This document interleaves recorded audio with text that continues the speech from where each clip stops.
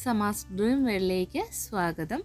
നമ്മളിന്ന് തയ്യാറാക്കുന്നത് വളരെ എളുപ്പത്തിൽ തയ്യാറാക്കാൻ പറ്റിയിട്ടുള്ളൊരു പരിപ്പ് കറിയുടെ റെസിപ്പിയാണ്.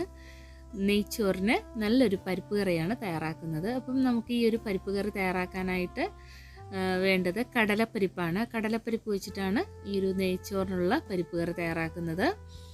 അപ്പോൾ ഇതാ ഈ പരിപ്പ് നന്നായി തന്നെ ഒന്ന് കഴുകി കുതിർത്തെടുത്തിട്ടുള്ളതാണ്. ഒരു 3-4 മണിക്കൂറെങ്കിലും കുതിർത്തെടുക്കണം. എന്നിട്ട് നമുക്കിതൊരു കുക്കറിലേക്ക് ഇട്ട് കൊടുക്കാം.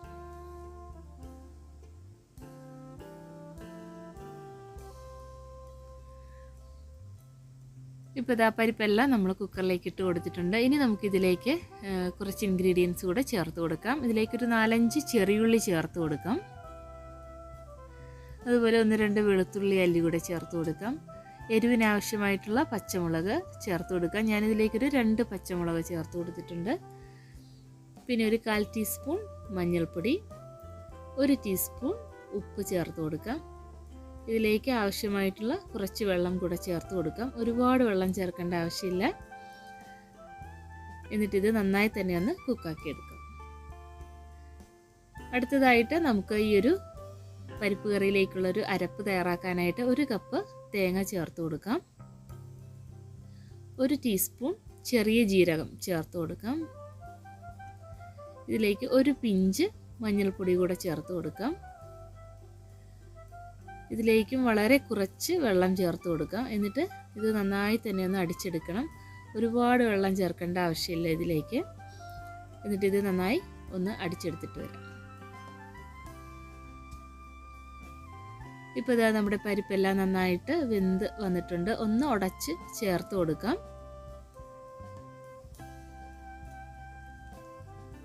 ഇനി നമുക്കിതിലേക്ക് തയ്യാറാക്കി വെച്ചിട്ടുള്ള തേങ്ങയുടെ അരപ്പ് കൂടെ ചേർത്ത് കൊടുക്കാം.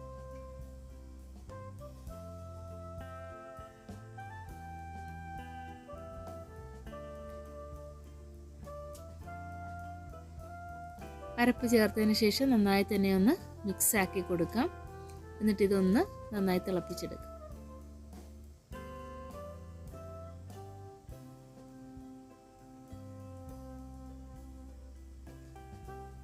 ഇപ്പോൾ ഇതാ നമ്മുടെ പരിപ്പ് കറിയെല്ലാം നന്നായി തിളച്ച് വന്നിട്ടുണ്ട്. ഈ ഒരു സമയത്ത് നമുക്ക് ഇതിലേക്ക് നോക്കിയിട്ട് ആവശ്യമായിട്ടുള്ള ഉപ്പ് കൂടെ ചേർത്ത് കൊടുക്കാം. നമ്മൾ പരിപ്പ് കുക്ക് ചെയ്തപ്പോൾ ഉപ്പ് ചേർത്തിരുന്നു. ഈ ഒരു അരപ്പെല്ലാം ചേർത്തതിന് ശേഷം ആവശ്യമായിട്ടുള്ള ഉപ്പ് കൂടെ ചേർത്ത് കൊടുക്കാം. എന്നിട്ട് നന്നായി തന്നെ ഒന്ന് മിക്സ് ആക്കി കൊടുക്കാം. ഈ ഒരു പാകത്തിനാണ് നമ്മുടെ പരിപ്പ് കറി ആവേണ്ടത്. ഒരുപാടങ്ങ് ലൂസ് ആവേണ്ട ആവശ്യമില്ല. ഇനി നമുക്കിതിലേക്കൊന്ന് താളിച്ച് ചേർത്ത് കൊടുക്കാം. അതിനായിട്ട് ഒരു പാനിലേക്ക് കുറച്ച് ഓയിൽ ഒഴിച്ച് കൊടുക്കാം. ഓയിലൊന്ന് നന്നായി ചൂടായി വരുമ്പോൾ ഒരു 1/4 ടീസ്പൂൺ കടുക് ചേർത്ത് പൊട്ടിച്ചു കൊടുക്കാം.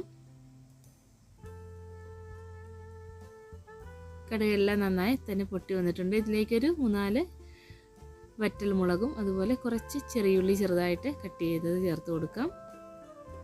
പിന്നെ കുറച്ചധികം കറിവേപ്പില ചേർത്ത് കൊടുക്കാം.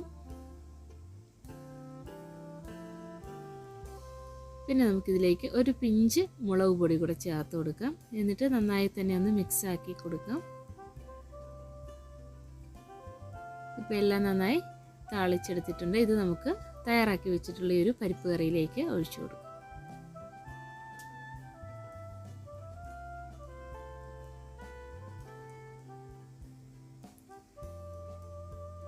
എന്നിട്ട് ഇത് നമുക്ക് നന്നായി തന്നെ ഒന്ന് മിക്സ് ആക്കി കൂടെ കൊടുക്കാം.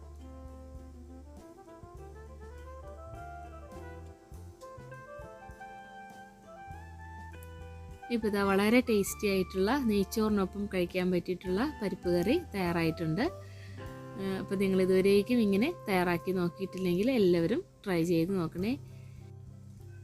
വീഡിയോസൊക്കെ ഇഷ്ടമാവുകയാണെങ്കിൽ ലൈക്ക് തരാൻ മറന്നു പോകരുത്. Please like and share, comment, subscribe my channel. Thank you.